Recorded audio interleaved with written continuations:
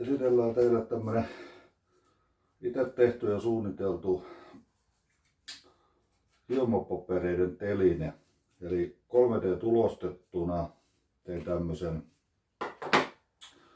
telineen, omasta mielestä ainakin melkoisen näppärä. Eli hyvin yksinkertainen, sopivan kokoinen pyörä. Tähän menee tämä 5 tuuman hiomapaperi. Tuohon en tiedä näkyykö, mutta sitten on tulostettu tuo karheus vielä. Ja tää, mikä tässä on hyvä, niin tää on pinottava. Eli ei muuta kuin näitähän voi tulostaa sitten ihan tarpeen mukaan sen verran kun haluaa, niin nämä saa kätevästi pinottu päällekkäin. Sitten tässä ylimmässä vielä niin tulosti erikseen tähän kannen tähän päälle, niin se pitää ne pölysuojassa. Eli tämän näköinen kapistus.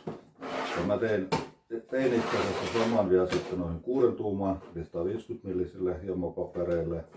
Niin nämä on nyt tosi kätevä tässä. Niin periaatteessa tästä saa niin kuin ihan välistä vedetty, ne on niin karheasti kiinni toisissaan, mutta tää on helppo purkaa ja esimerkiksi jos 80 nyt käytetään, niin ei muuta kuin tosta vaan uutta koneeseen ja menoksi.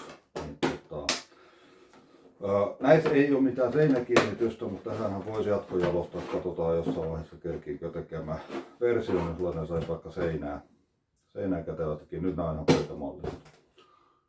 Mutta tämmönen lyhykäisyydessään, niin laittakaa kommenttia ja viestiä, jos kiinnostaa tehdä itse tämmöisiä tai parannusehdotuksia, niin katsellaan niitä sitten myöhemmin. Moro!